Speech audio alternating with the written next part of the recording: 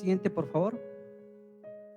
Bien, los ecosistemas están en constante cambio. Existe una dinámica que pueden sufrir por incendios, sequías o cualquier factor que altere el ecosistema. Entonces tiene una tendencia a degradarse.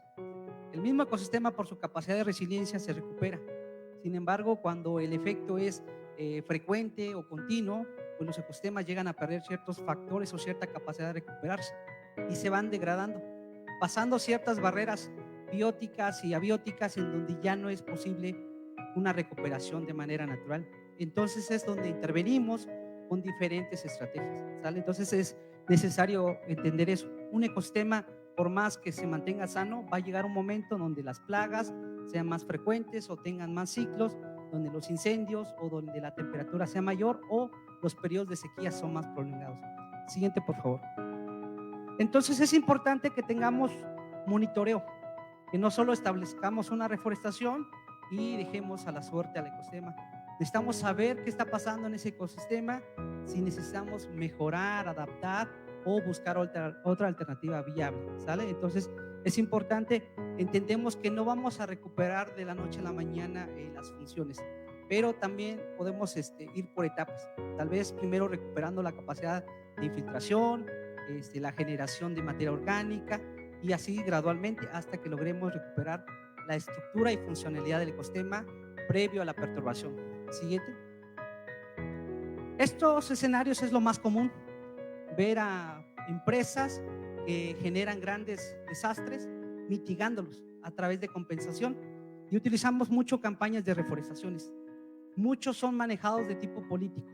No entendemos si el ecosistema requiere esa especie, simplemente para la fotografía o para el informe anual se están reforestando.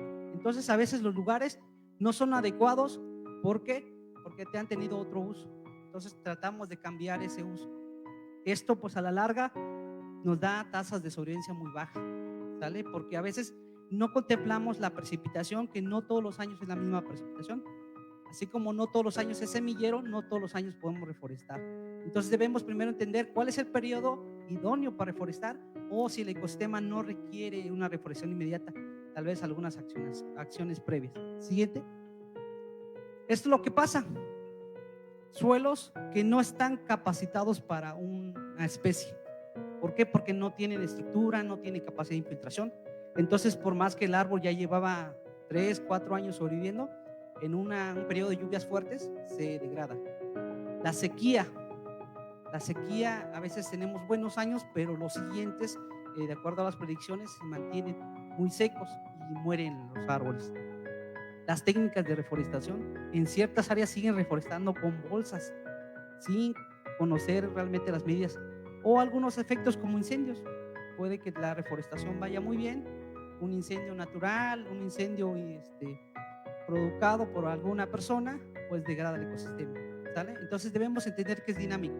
Si no funcionó en la primera etapa, pues hay que invertirle en una segunda etapa. Siguiente. Estas obras, muchas confunden estas obras como obras de restauración, y no, porque son obras de conservación. Sin embargo, estas obras son muy costosas y a veces no necesarias. Siguiente, por favor. Podemos ver estas imágenes. Tenemos obras de mampostería, presas de gaviones, que básicamente no son necesarias porque el suelo no se está erosionando, y pues va a tener una capacidad de retención de suelo, y de ahí, sobrepasando esa capacidad, no va a incidir a la restauración, simplemente vamos a tener suelo.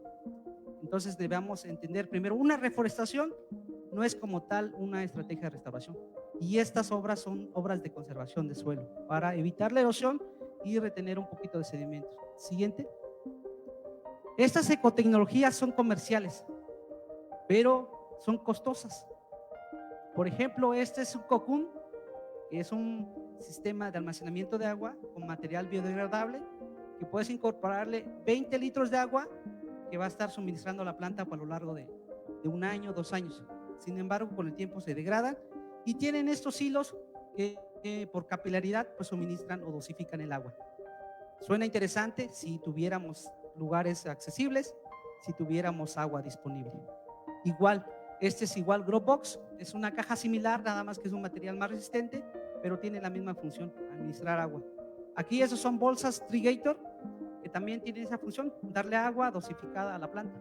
Y lo que están utilizando actualmente pues es drone seed, reforestaciones con bombas de semilla mediante drones.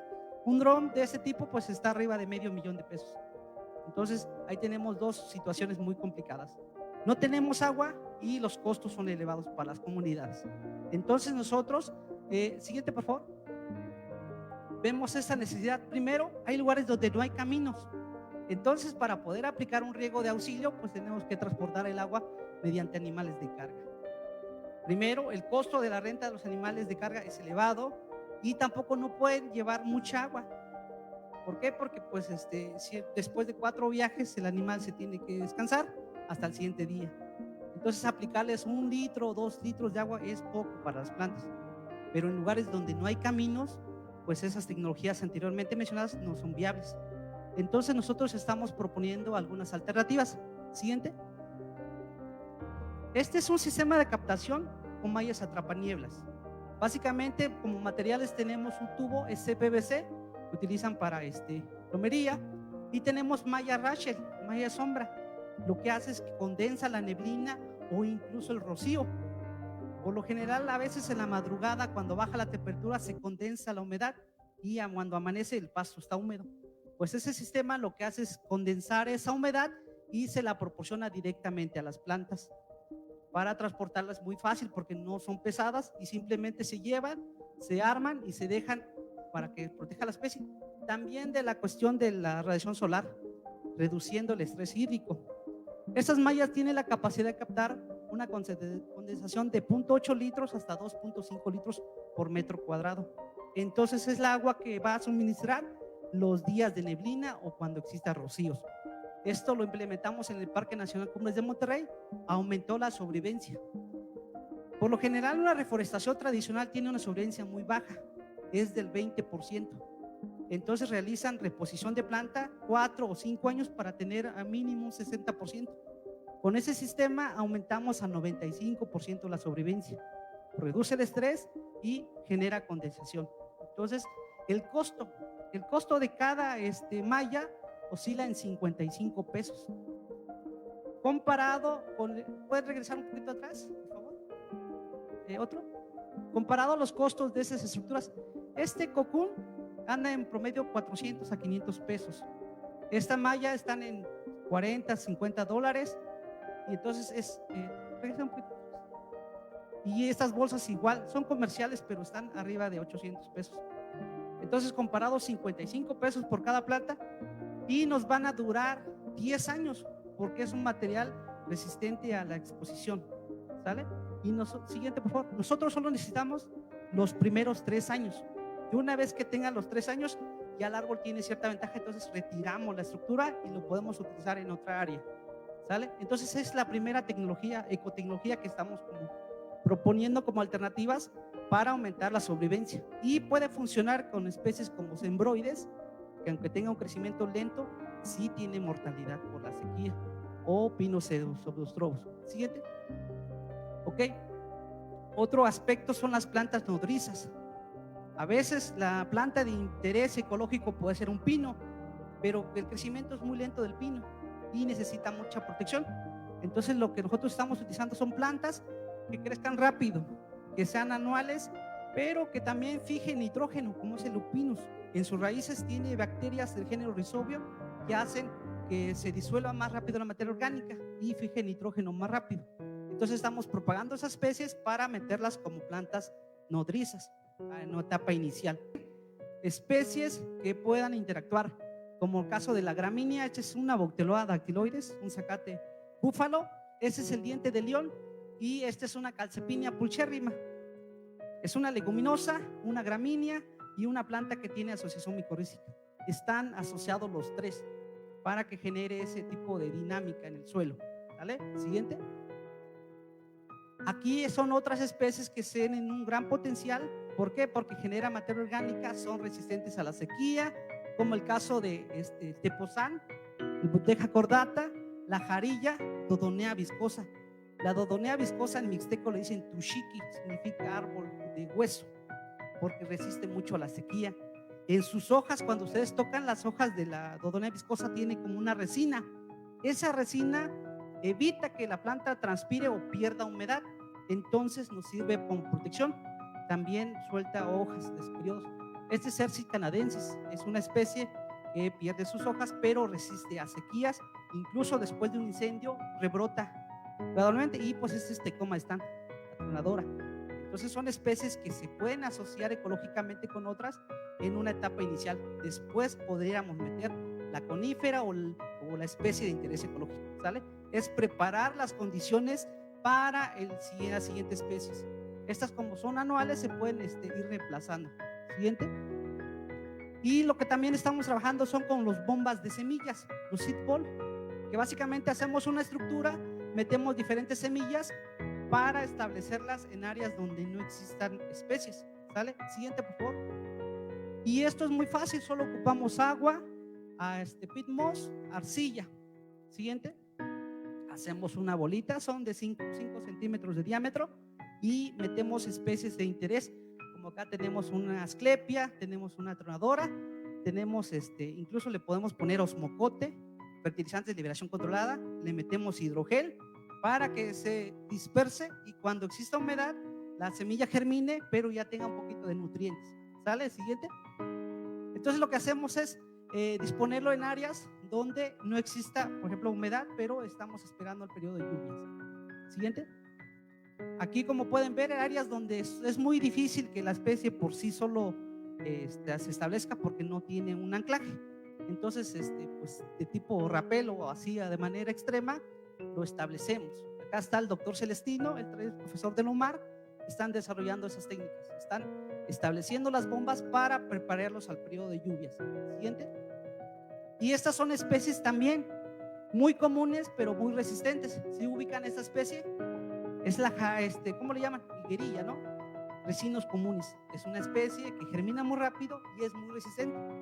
Como pueden ver, su tronco es hueco y por lo general se puede controlar muy rápidamente. Entonces, estamos preparando para que genere condiciones. Acá tenemos cazaguate, que es una hipomea, y así, especies que nos van a permitir generar una condición previo a la restauración. Siguiente. Y pues también escenarios como esos donde no funcionan las reforestaciones porque no hay capacidad de infiltración y año con año se sigue erosionando. Entonces hemos metido lo que es el zacate búfalo, Buteloa de quiloides, en áreas donde se han realizado terrazas. Como pueden ver acá, es la única forma de ir evitando la erosión, pero establecer una gramínea. Siguiente. Y tenemos esos resultados, o sea, existe asociación con otras especies leguminosas que porque se alimentan de la semilla de las gramíneas, llegan las aves y entonces tenemos leguminosas. Y de esa forma podemos retener ya más humedad y entonces sí pensamos en una reforestación con otras especies. Siguiente. Y pues igual, avena barbata. Este tipo de taludes es muy común, entonces lo que hacemos es establecer estos, le llaman esteras, como tapetes, y igual nuevamente tipo extremo, anclamos estas avenas. ¿Sale el siguiente?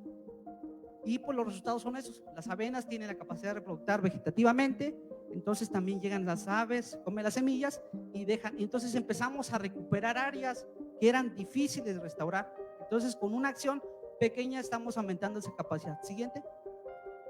Y este tipo de también gramíneas que nos pueden permitir primero crear una capacidad de infiltración de suelo, pero en un principio pues era pequeñas cepas o pequeños cepellones.